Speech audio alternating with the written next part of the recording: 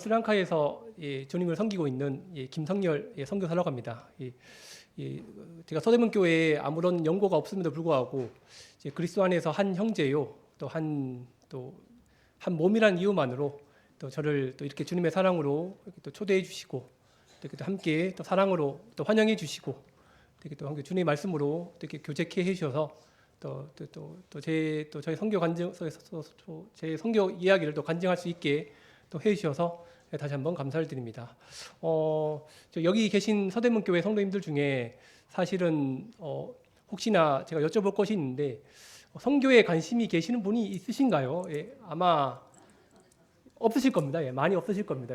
그래서 저는 그걸 알고 있기 때문에 그래서 제가 오늘 제 선교 얘기에 대해서는 사실 좀 얘기를 좀 잘 안 하려고 그러고 그래서 주님께서 주신 말씀, 특별히 선교지에서 제가 활동하면서 선교하면서 제가 또 좀 이렇게 주님께서 어떻게 저를 인도하시는지에 대해서 이제 말씀을 통해서 함께 교제하는 시간을 좀 갖도록 하겠습니다. 그리고 좀 제가 좀 말씀이 좀 빨라갖고 좀 혹시나 제가 경상도 사람이라 좀 말씀이 좀 빨라갖고 조금 좀 잘 이렇게 좀 경청해 주셨으면 감사하겠습니다. 그럼에도 불구하고 제가 그래도 스리랑카 선교사 아니겠습니까? 그럼에도 불구하고 저에 대해서 조금 궁금하신 분들도 있기 때문에 그래서 제가 한 3분 정도 여기 좀 영상을 하나 준비했는데요. 제가 준비한 영상은 아주 잘 준비된 것도 아니고 사실은 이제 그냥 아주 클래식하게 이게 요즘 AI로 이렇게 아주 화려하게 동영상 같은 거 많이 준비하는데 저는 아주 고전적인 방법, 클래식하게 3분 정도 제 소개를 제가 어떻게 태어나서 지금까지 있었던 이야기들 아주 그냥 간단하게 3분 정도만 이렇게 잠깐 준비했습니다. 그래서 이 소개를 동영상을 이 영상을 보시고 그 다음에 제 말씀을 좀 듣도록 하겠습니다.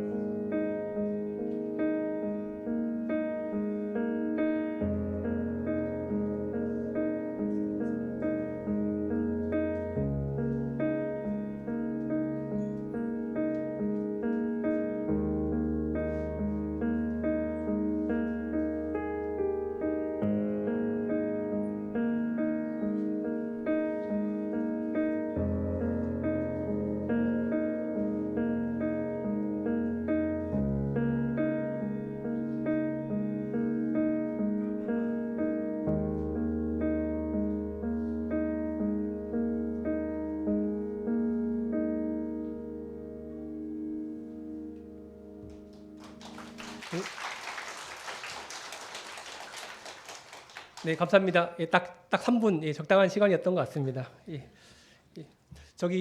그럼에도 불구하고 우리 성도님께서 예, 좀 궁금한 점이 아마 이 영상을 보고 궁금한 점이 있을 거라 저는 생각을 하게 됩니다. 왜냐하면 아시다시피 28살의 그 청년의 시기에 예, 제가 이제 스리랑카로 이제 가게 되었는데요. 예, 여기 계신 분이 28살 청년이 있으신가요? 예, 그 28살 청년의 나이에 제가 그 스리랑카로 가게 되었는데 예, 지금 제 나이가 지금 46입니다. 만으로 46인데 이제 지금까지 이렇게 선교 사역을 하면서 예, 6개의 지역교회가 개척되었다는 사실에 저도 개인적으로 하나님께 참 많이 감사가 되고 또 성도님들도 어떻게 그런 젊은 청년이 이렇게 홀홀 단신으로 거기에 가서 이제 현지 자매와 결혼을 하고 또 지금까지 이런 교회를 세울 수 있었는가라는 사실에 대해서 좀 많이 궁금하실 거라고 생각을 하게 됩니다.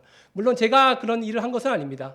성도님께서 다 아시다시피 하나님께서 주님께서 제 앞에 먼저 계셔서 저와 함께 하셔서 이 모든 선교 사역을 이루어 주셨다는 것을 저는 믿습니다. 그렇기 때문에 제가 한 것이 아니라 주님께서 모두 하셨다는 사실이죠. 예.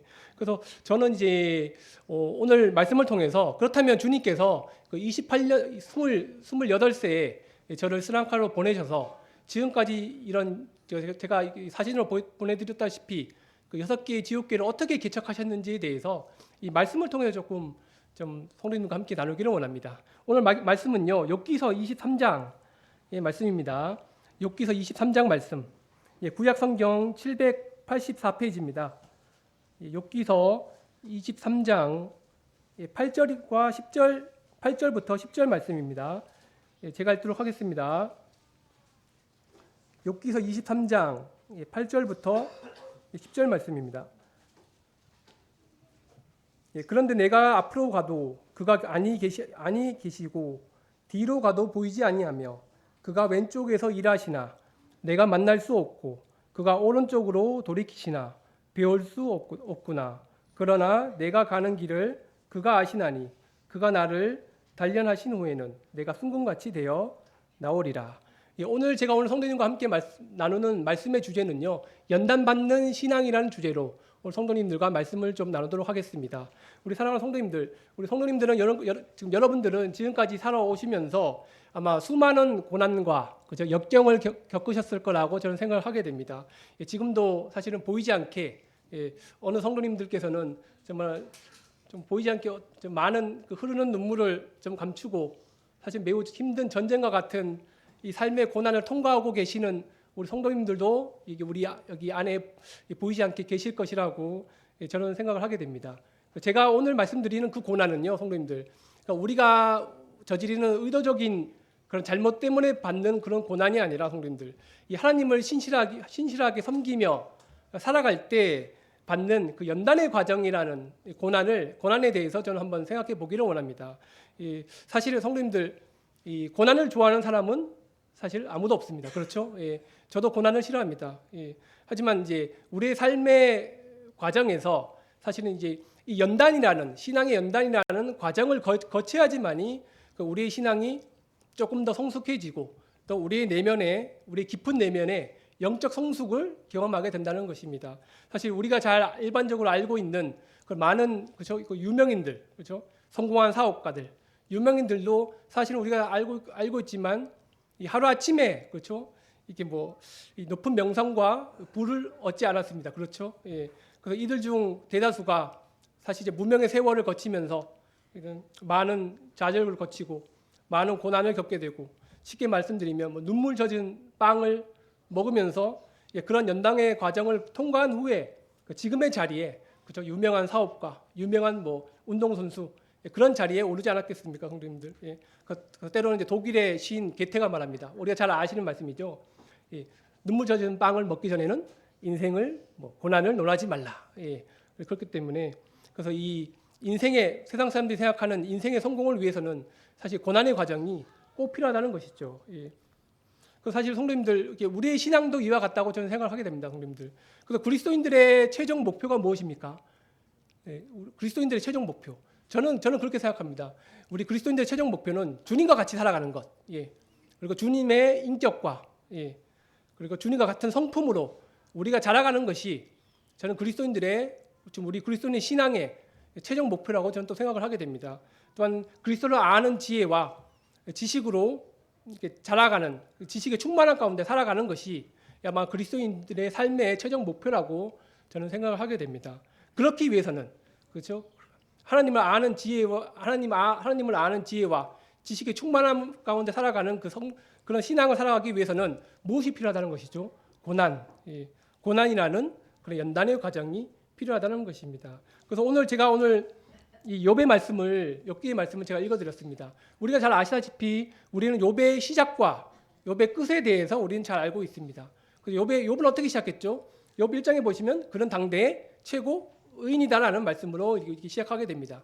그리고 욥의 마지막은 또 어떻게 끝납니까, 성도님들? 욥의 마무리는 그는 더욱더 하나님 앞에서 더욱더 의인으로서 성숙해져 나간다고 그런 이제 말씀들을 우리가 좀 보게 되는데요. 그렇죠? 그런데 이제 욥의 시작과 그리고 욥의 마무리 사이에 어떤 과정이 있었습니까, 성도님들? 그 연단의 과정이 있었다는 것이었습니다, 성도님들. 그래서 성도님들 저희 스리랑카 선교사역도 사실은 이와 같았습니다. 그러니까 저도 이번에 영상에 소개드렸다시피 저는 이제 28살의 나이, 그때는 결혼하지 않았던 그런 미혼의 청년이었습니다. 그런데 이제 단지 주님을 향한 복음을 향한 열정만으로 정말 그냥 복음의 전쟁터와 갔었던 그 스리랑카 이 선교지에 사실은 이제 주님의 부르심으로 그냥 호기롭게 그냥 뛰어들었던 사실 쉽게 말씀드리면 잘 다듬어지지 아니한 그런 광석과 같은 그런 사람이었습니다.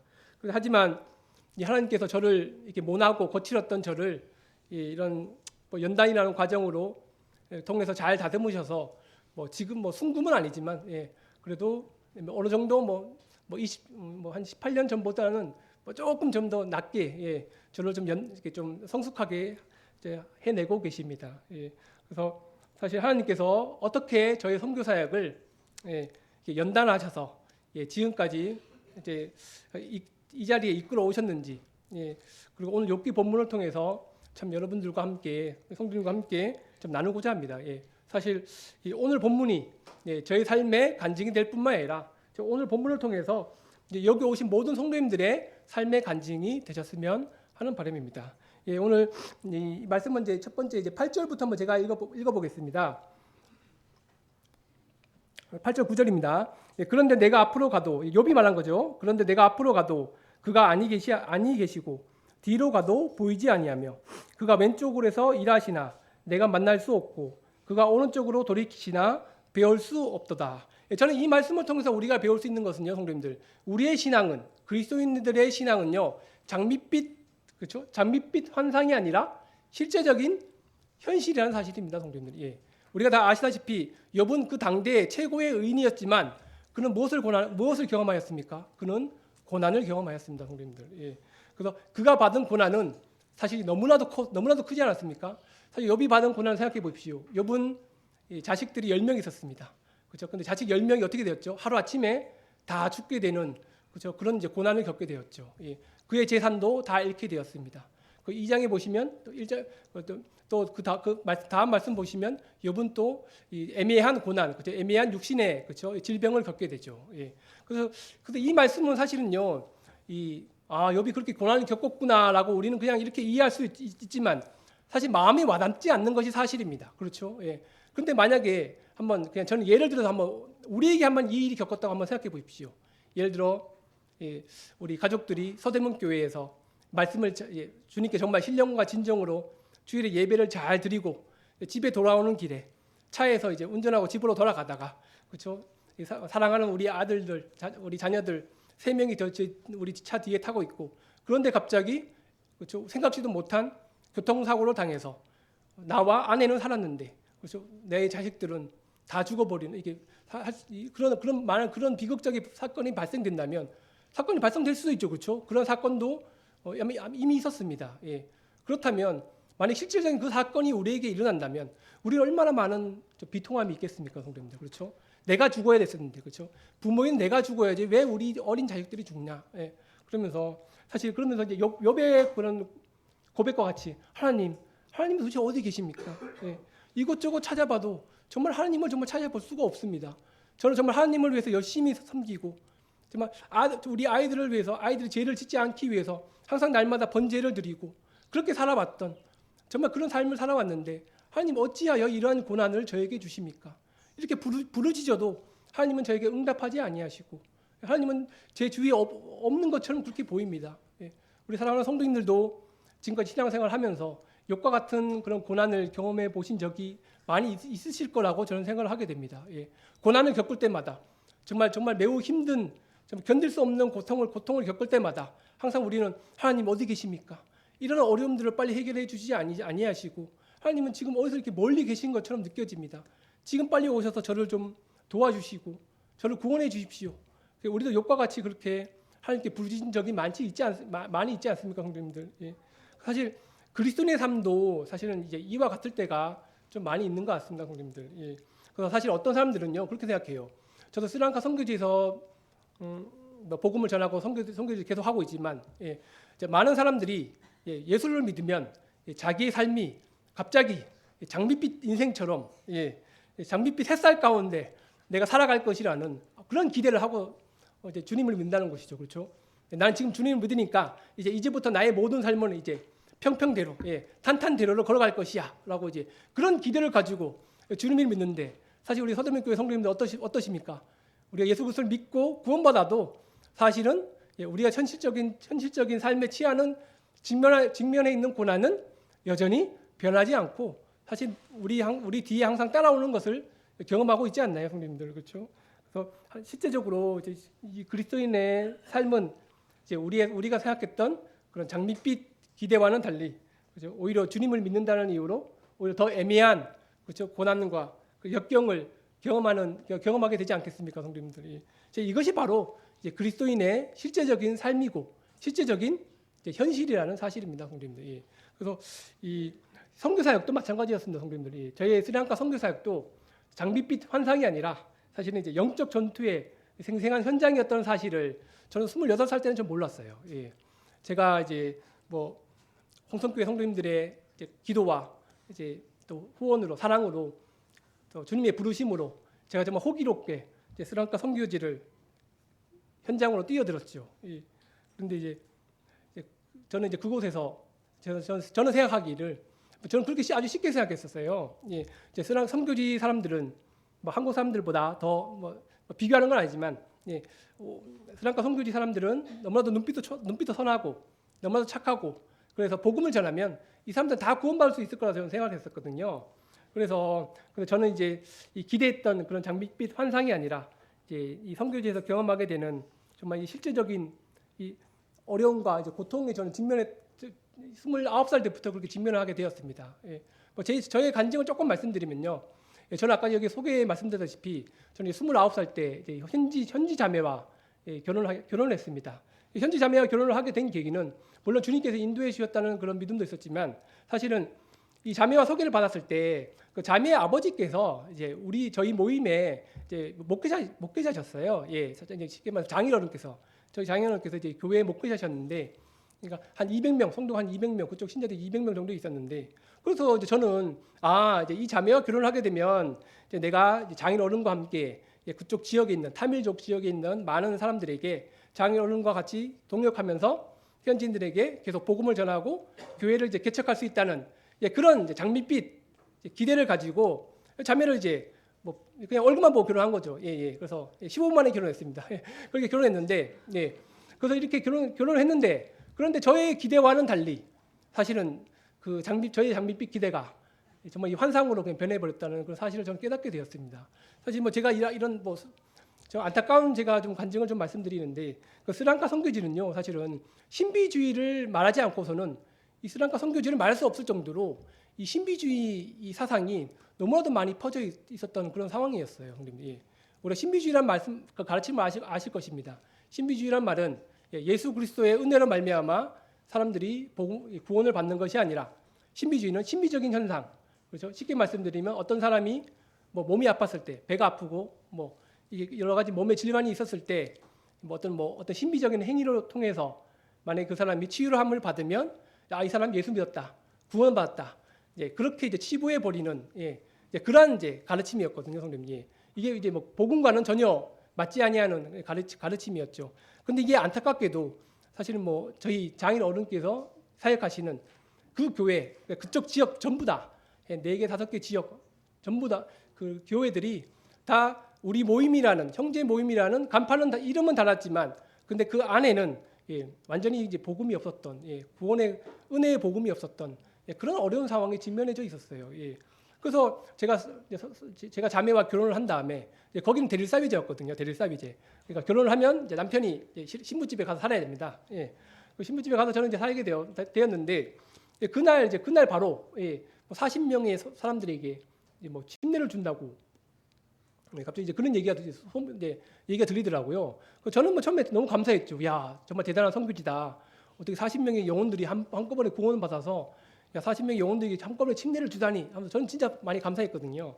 근데 나중에 이제 그 침례 받은 사람들한테 가서 물어봤죠. 어떻게 구원받았냐? 간증을 물어보니까 제가 아까 전에 말씀드린 것처럼 이러이러한 이유로 나는 예전에 힌두교 사람이었을 때 너무 배가 아파갖고 이게 병원 가서도 치료가 안 되고 내가 이제 또 그리고 힌두교 신한테 내가 정말 간절히 섬기고 있었던 힌두교 신들한테 가서 기도해봐도 소용이 없고 그런데 이게 뭐 어떤 목사님이 용하다고 용하다는 목회자님이 계시다 그러니까 거기에 찾아간 거죠. 거기가 누구십니까? 제가 사실은 이제 뭐 부끄러운 간증이지만 저희 장인 어른께서 그 일을 하고 계셨던 것이었죠. 그거 찾아가서 뭐 이렇게 하라. 뭐 신비주의적인 뭐 이런 행동을 통해서 하게 되면 뭐 병을 치유받게 될 것이다라고 해서 일주일 정도 이렇게 금식을 하면서 하니까 났어요. 진짜 났어요. 났는데 뭐 나중에 뭐 일주일 후에 또 배가 아파갖고 뭐 아이고 그랬는데 결국은 이렇게 된 거였습니다. 이렇게 뭐 제가 지금 이렇게 농담삼아 말씀드린 거지만 사실 제가 28, 29살에 그 선교지에서 겪었던 그 신비주의 가르침의 고통은요 정말 힘들었던 사건이었습니다, 성도님들. 저는 은혜의 복음을 전하기 위해서 그 현지인들에게 가서 정말 장인 어른과 함께 정말 열심히 사역을 하려고 그런 장밋빛 환상을 가지고 선교 사역을 시작했는데 그곳을 완전히 신비주의적인 가르침으로 완전히 이렇게 덮어져 버린 이 교회 이름은 우리 모임 우리 교회라고 써져 있지만 그 안에는 완전히 이제 잘못된 가르침으로 퍼져 있었던 그런 완전히 정말 어려운 상황에 있었던 모임이었어요. 그래서 제가 그런 잘못된 가르침에 대해서 장인 어른 아버님 이거 잘못된 것입니다. 이거요 이렇게 전하면 이거 성경에서 말하는 참된 복음이 아닙니다. 성경에서 말하는 참된 복음은 그러니까 우리의 죄를 회개하고 정말 우리의 죄를 위해서 돌아가신 우리 주 예수 그리스도를 믿을 때 우리가 구원받는 거 아니겠습니까? 이걸 전해야 됩니다. 하고 나니까 저희 장인 어른께서는 아니다. 네가 전하는 거는 한국 복음이다. 한국에서만 그게 통한다. 스리랑카에서는 무조건 사람들이 병이 걸려야지만이 교회에 찾아오고 이렇게 신비적인 가르침을 해야지만이 사람들이 예수 믿고 이제 구원받는다. 이렇게 하시는 거예요. 그러니까 그래서 본의 아니게 어떻게 하겠습니까? 장인 어른과 저희 집이 바로 옆집이었거든요. 바로 옆집이었고 또 예배당도 바로 앞이었어요. 그러니까 한 땅 안에 집이 2개가 있고 큰 예배당이 이제 같이 있었거든요. 그러다 보니까 이제 매일마다 어쩔 수 없이 장인 어른과 본의 아니게 이런 성경적인 변론, 논쟁을 자꾸 일으키게 되고 그러니까 장인 어른은 이제 그게 사위가 너무 싫어갖고 얘는 뭐 교회에다가 이제 뭐 이 김성결 선교사가 잘못된 복음을 전한다. 그래서 이제 뭐 조심하라. 이렇게 다 돼 버리니까 이제 거기에 있었던 많은 사람들이요 이제 저를 이제 무시하게 되고 그러니까 저를 이제 왕따시키기 시작했다는 것이죠, 성도님들. 그러니까 이제 저희 선교사의 권위는 바닥이 나기 시작했고, 그래서 이제 한 7년, 8년을 그렇게 계속 사역을 했는데도 뭐 한 명의 영혼도 구원받지 못하는 그런 이제 좀 어려운 상황에 직면하고 있었습니다. 또 심지어 뭐 저희 아내였던 뭐 자매도 사실은 뭐 어릴 적부터 아버지 영향을 받고 자랐기 때문에 아버지의 가르침이 정말 진리라고 이제 그렇게 생각을 했던 것이었죠. 그러다 보니까 이제 제 아내조차도 당신은 왜 이래? 당신은 왜 우리 아버지한테 이렇게 대항하고 있어? 이제 이런 식으로 가다 보니까 본의 아니게 또 가정에서도 좀 다툼이 일어나고 이러다 보니까 성님들 이제 이 7년간의 한 7년 8년간에 저는 선교지에서 굉장한 어두움의 시기를 보냈습니다. 굉장한 고난의 시기를 보냈습니다, 성님들. 정말 좌절하게 되고 내가 정말 스리랑카 선교사로 내가 지금 이렇게 파송받은 것이 맞나라는 그런 상심도 들게 되고 정말 하나님께서 여배 고백처럼 정말 하나님께서 나는 정말 주님을 위해서 이렇게 복음을 위해서 복음을 전하기 위해서 난 스리랑카에 왔는데 하나님께서 나를 부르셨는데 그래서 정말 하나님께서 나를 부르신 것이 맞는가? 예. 하나님께서 정말 나를 정말 이곳으로 보내신 것이 맞는가? 예. 그래서 하나님의 인도하심에 대한 사실 불신도 있었습니다, 성도님들. 예. 그래서 이 하나님의 임재가 느껴지지 않는 순간에도 사실 이제 하나님은 항상 우리와 함께 계시고 있지 않습니까, 성도님들? 근데 저는 그 너무나도 어려웠던 그 순간, 7년간, 8년간 정말 아무런 열매를 맺지 못했던 그런 어려웠던 순간 속에서도 하나님은 우리와 함께 계심에도 불구하고 저는 사실은 저한테 직면해져 있었던 너무나도 힘든 그런 고난 가운데서 예, 저는 하나님이 어디 계십니까? 정말 여기 찾아봐도 저기 찾아봐도 정말 보이지 않습니다. 예, 하나님 저를 좀 도와주세요. 그런 이제 좀 외침이 좀 있었던 것 같아요, 성도님들이. 예. 그래서 저는 결국 한 8년간, 9년간 선교 사역을 하면서 저는 실패했다고 생각했어요. 아, 나는 이 선교 사역 실패했다. 스리랑카 선교지는 야, 이건 못한다 이거. 이건 누가 와도 못한다. 예. 이건 정말 어렵다. 그래서 아, 난 이거 실패한 것 같다. 그래서 저는 좌절과 실패 그리고 절망을 경험함으로써 사실은 이제 포기하려고 그랬어요. 집에 가자. 제가 한 9년 차 때 저는 이제 집으로 가려고 그랬습니다. 집을 다 싸놓고 홍성교회 연락드리고 형제님 저 못할 것 같습니다. 예. 아무래도 이거 너무 힘들어서 예. 예. 주위에서 저와 함께 같이 하는 아무도 없습니다. 예. 저만 혼자 있습니다. 너무나도 힘들고 성경 진리적으로도 너무나도 안 맞고 정말 너무나도 어렵습니다. 육신의 고난도 마찬가지고 예. 제가 전하는 복음을 들어줄 사람은 아무도 없습니다. 저는 실패한 것 같습니다. 저는 돌아가고 싶습니다. 예. 그랬던 상황에 놓여 있었습니다, 성도님들. 예. 사실 성도님들 저의 간증을 통해서 오늘 뭐 여러분들도 성도님들, 예. 성도님들의 삶에도 사실 저와 같은 이런 좀 애매한 그리고 고난의 불길을 경험해 보신 적이 있지 않겠습니까, 성도님들? 예.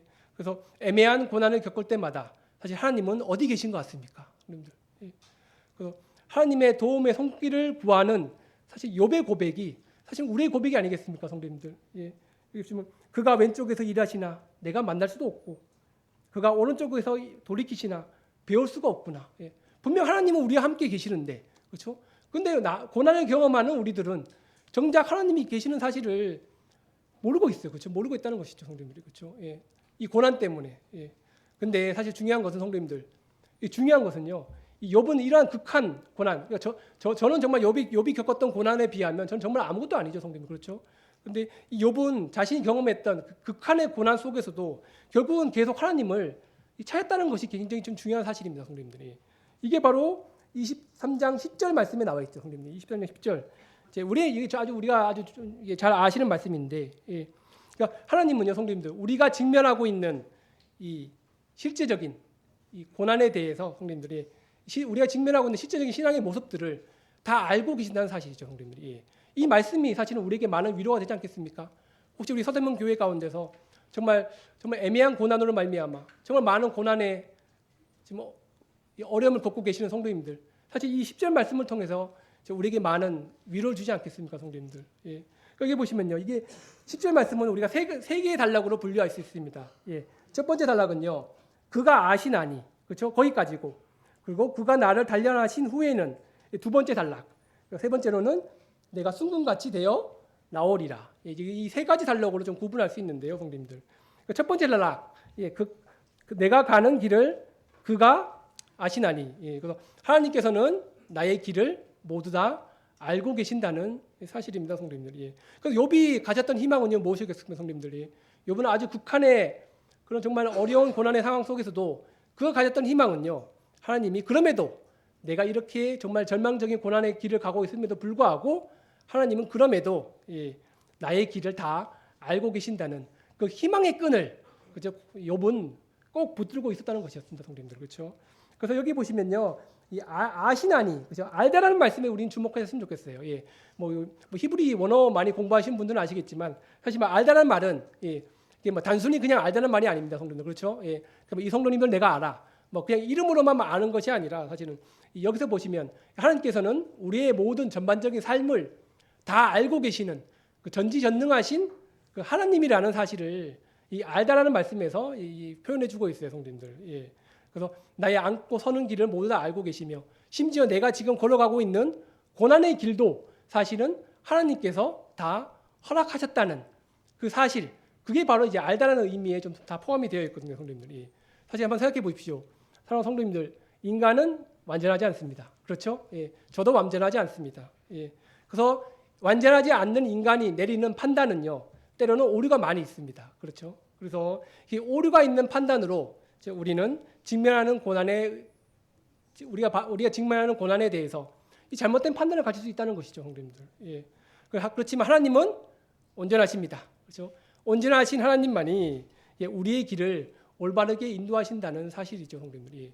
그래서 이 때로는 이제 우리가 가는 길이 사실은 좀 험난하고 고난 정말 견딜 수 없는 이런 고난의 길일지라도 이 모든 것을 다 아시는 이 하나님은 이 우리가 가는 이 고난의 길조차도 다 알고 이제 우리에게 허락하셨다는 그 사실입니다. 예.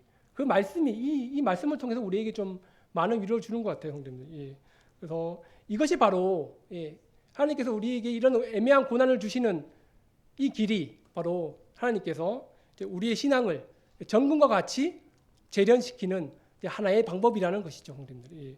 그래서 사실은 이제 제가 지금 말씀드리지만 9년차 때 선교사의 사역을 포기하려고 했던 제 판단은 어떤 판단이었죠? 어리석은 판단이었습니다. 예. 너무 섣부르고 어리석은 판단이었습니다. 예. 그러니까 저는 이제 그것을 알지 못했어요. 예. 하나님 편에서의 책임과 나의 편에서의 책임을 잘 알지 못했어요. 예.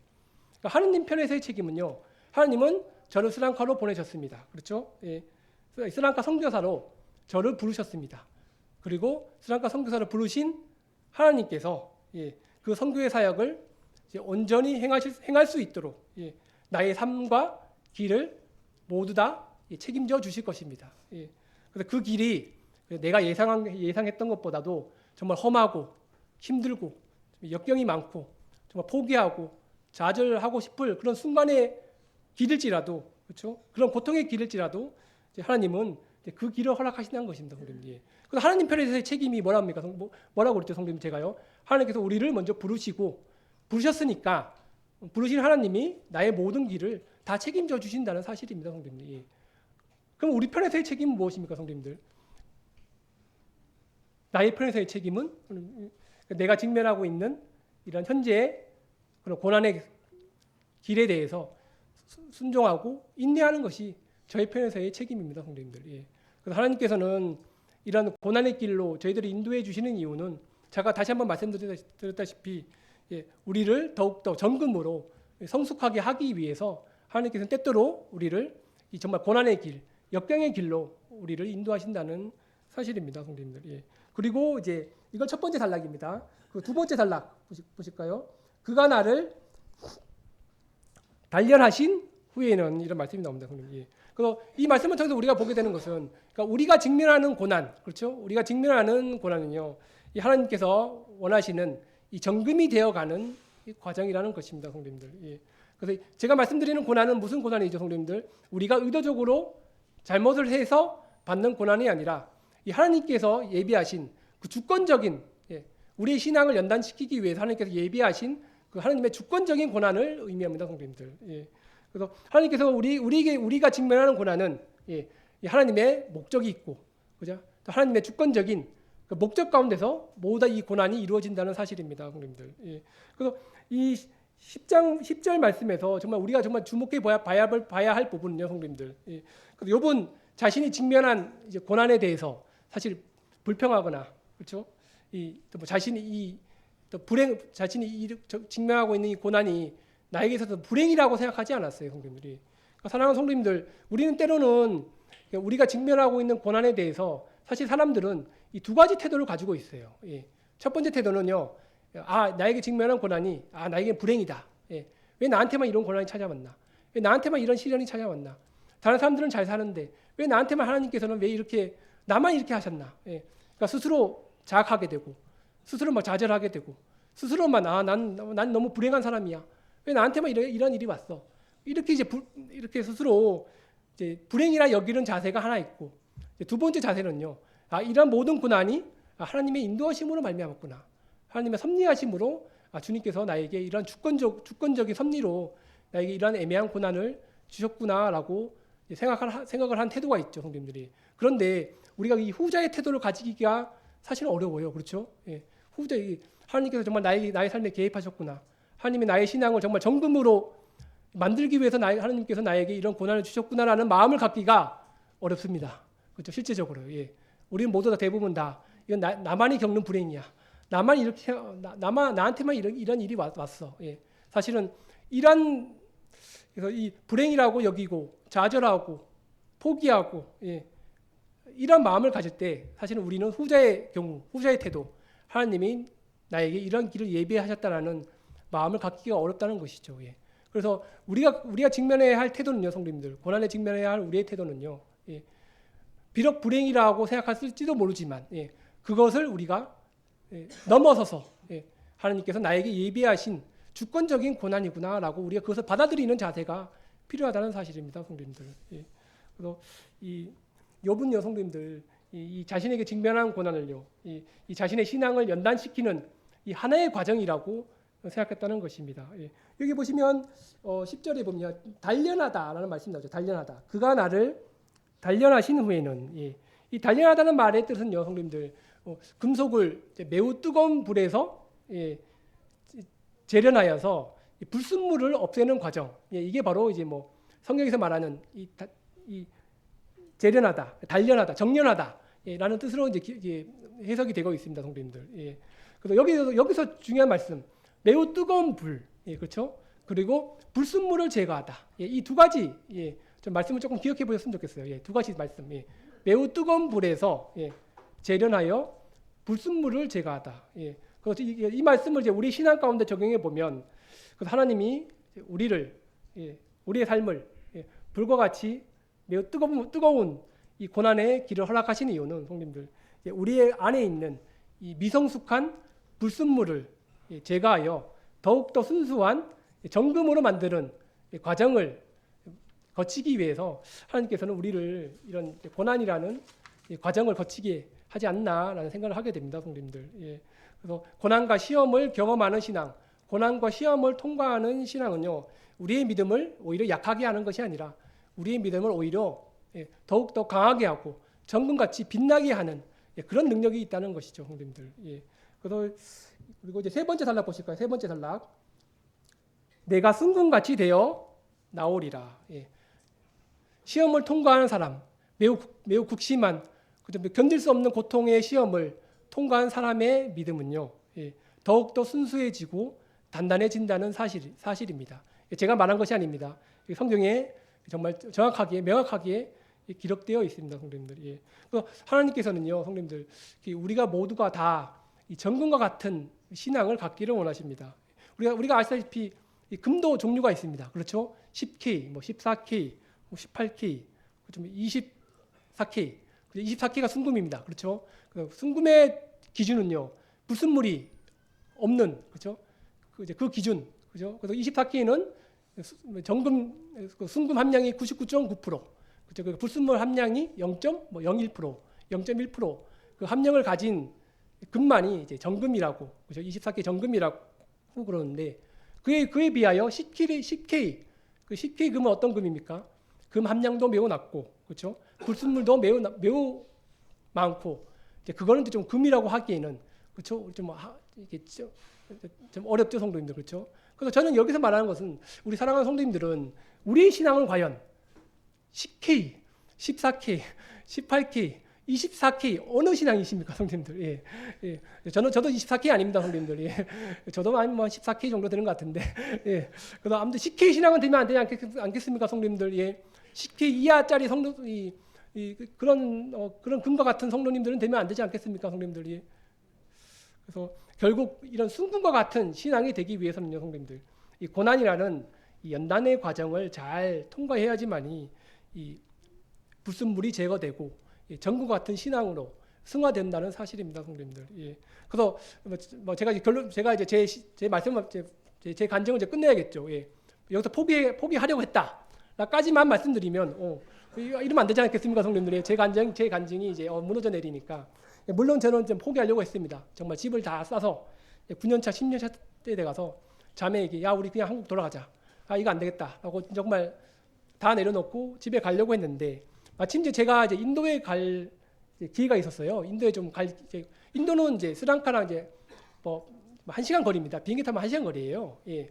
그러니까 뭐 우리나라 제주도 같은 이제 그런 거리인데, 그래서 이제 인도에 가서 이제 한번 좀 영적으로 조금 좀 쉼을 얻고자 해서 제가 이제 혼자 이제 인도에 있는 아는 이제 형제님이 계셨거든요. 아는 형제님이 계셔서 이제 인도에 가서 저희 어려움을, 이렇게 영적인 어려움들을, 너무나도 힘듭니다, 이런 많은 고난들을 겪으면서 제가 지금 이제 스리랑카 선교 사역을 포기하려고 합니다. 그런데 사실 인도 형제님들이 와서 조금 도와주시면, 우리가 다 아시다시피 인도는 그쵸, 우리 한국 모임보다 더 역사가 오래되고 또 많은 또 지역교회들이 또 개척되어 있었죠. 예. 그렇기 때문에 또 훌륭한 또 형제님도 많이 계시고, 그래서 이제 형제님들을 이제 부탁을 해서 혹시나 기회가 되면 스리랑카에 와서 좀 말씀을 좀 전해주시고, 예. 그리고 선교사가 전한 복음이 선교에서 말한 복음이라는 것을 조금 좀 도와주시고, 예. 이게 그렇게 좀 부탁을 드렸어요. 그러자마자 이제 인도 형제님들은 흔쾌히 저희 부탁을 들어주셔서 그 다음 달에 스리랑카에 오셔갖고 우리 현지인들을 대상으로 정말 김성경 형제가 전하는 복음이 성경에서 말하는 정말 순수한 복음이고, 정말 신비주의 가르침을 다 버리고 계속 성경에 나타내져 있는 은혜의 복음을 믿으라고 계속 한 결과, 한 번이면 안 되죠. 한 번이면 족하지 않으니까 계속 저는 계속 이제 매달마다 인도에 있는 성도님들을 초대해갖고 계속 이렇게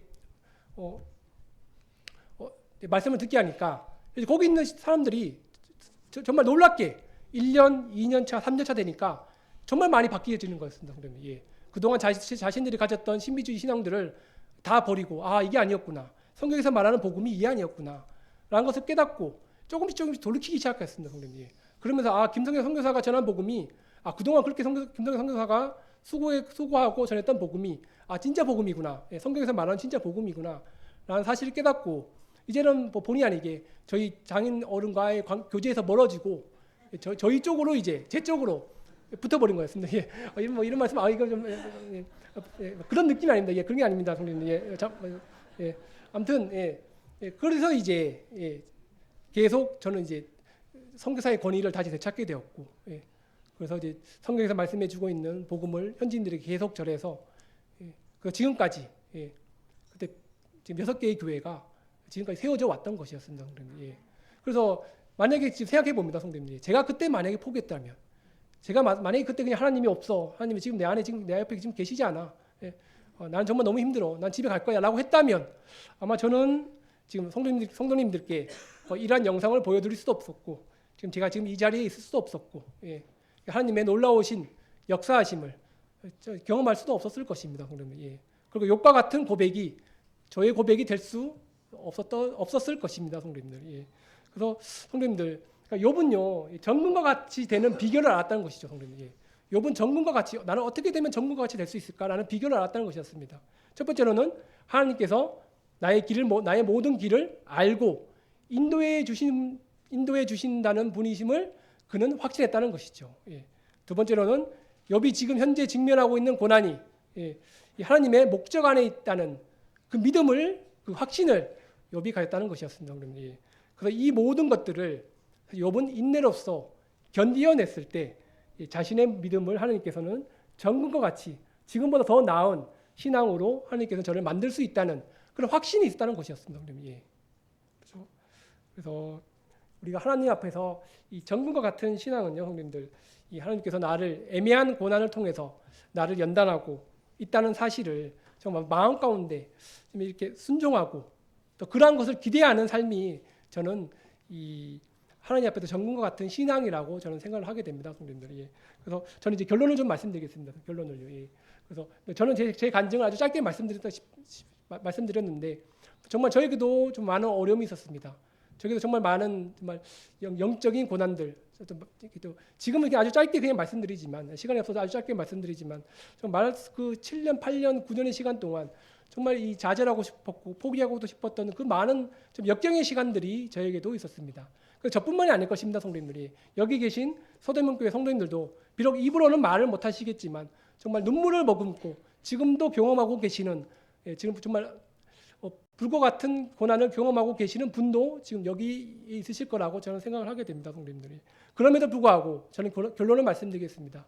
첫 번째로는 고난 중에서도 극심한 고난 중에서도 하나님을 신뢰하는 삶을 살아가시기를 바라겠습니다, 성도님들. 예. 그러니까 하나님께서는 우리 말씀에서 본 것 같이 우리가 직면하는 모든 어려움과 고난과 시험을 다 알고 계신다는 사실입니다, 성도님들. 예.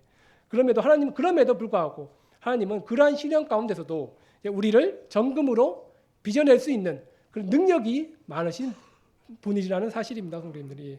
그래서 이런 확신을 가지고, 그렇죠? 이런 하나님을, 나를 인도하시는 하나님, 나를 정금과 같이 빛나게 하시는 하나님, 이런 하나님이라는 이 확신을 가지고 우리는 매일을 살아가야 된다는 것입니다, 성도님들이. 두 번째로 말씀드리면, 우리 사랑하는 성도님들, 고난을 두려워하지 마십시오. 예.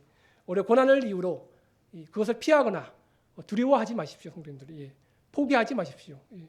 그래서 이 성숙한 믿음이 무엇입니까, 성도님들? 저는 성숙한 믿음이 이러한 것이라고 생각합니다. 저는 성숙하지 못했습니다. 그렇죠? 저는 젊은 시절 때 너무 성숙하지 못해서 저에게 다가오는 그 고난에 대해서 포기하고 좌절하고 나만 이런 불행을 겪고 있어. 나만 너무 불행한 사람이야. 라고 저는 생각했습니다. 하지만 이 성숙한 믿음을 가진 사람들은요, 이 앞으로 닥쳐올 지금 경험하고 있는 고난에 대해서 비관하는 자세를 갖지 않는다는 것입니다, 성도님들이. 그래서 오히려 하나님의 성품을 더욱더 닮아가는 그런 연단의 과정이라 생각하고 이 성숙한 믿음을 가진 성도님들은 그것을 인내로써 이겨나가는 그 신앙의 자세를 가진다는 사실입니다, 성도님들이. 저는 너무 어렸죠, 성도님들. 그렇죠? 저는 28, 29, 제가 아까 말씀드렸잖아요. 저는 정말 아무것도 모르는 그냥 장밋빛 환상으로 수련과 선교지를 갔던 정말 더 깎아야 되고 더 연단받아야 했던 그런 젊은 청년이었습니다, 성도님들이. 그래서 하나님께서는 저를 더 너무 연단시키기 위해서 그 청년의 때에 선교지로 보내주셔서 이런 모든 고난의 서사들을 하나님께서 인도하시지는 않았나 지금 이렇게 느끼게 됩니다, 성도님들이. 세 번째로 말씀드리면 사랑하는 성도님들, 우리가 직면하는 고난을 희망으로 생각하십시오, 성도님들이. 그래서 여기 보시면요, 성도님들 10절 마지막 말씀에 내가 순금같이 되어 나오리라 나왔습니다. 그러니까 욥은요, 성도님들, 정금같이 나오겠다라고 자신은 고백합니다, 성도님들. 예. 그래서 욥은요, 성도님들, 자신이 경험하는 이 고난의 끝, 우리는 보통 고난의 끝을 어떻게 생각하십니까? 고난의 끝은 좌절, 고통, 그죠? 실패, 포기, 그렇죠? 우리는 보통 그렇게 생각합니다, 그렇죠? 고난의 끝을요. 하지만 욥은요, 고난의 끝을 좌절, 포기, 절망이라고 생각하지 않았습니다. 그는 오히려 이 고난의 끝을요, 자신의 영적 성숙을 위한 기회라고 그는 생각했다는 것이었죠, 성도님들. 예. 기회 과정이라고 그렇게 생각했습니다. 결국은 쉽게 말씀드리면 욥은요, 자기가 경험하는 그 고난을 즐기자. 예. 고난을 즐겼을 때 하나님께서 나를 더욱더 연단하셔서 나는 결국 정금과 같이 나오게 될 것이다 라는 희망을 가졌다는 것이었습니다. 예. 저는 그래서 욥의 믿음이 대단하다고 생각합니다, 성도님들. 예. 그러한 절망 가운데서 정말 견딜 수 없었던 그런 고통의 과정 가운데서도 그런 하나님을 향한 그 희망의 끈을 놓지 않았다는 사실입니다, 성도님들. 예. 성도님들, 우리에게도 이런 욥과 같은 믿음이 필요하지 않겠습니까? 예. 사랑하는 성도님들, 마지막에 말씀드리고 끝내도록 하겠습니다. 이 고난 가운데 주님을 잘 신뢰하며 고난 가운데서도 잘 연단받아 성도님들이 정금과 같은 성도님들이 되시기를 바라겠습니다. 예, 그래서 오늘 같이 이렇게 스리랑카 선교사를 또 이렇게 초대해 주셔서 하나님의 말씀으로 교제케 해 주셔서 다시 한번 감사드립니다. 이상입니다.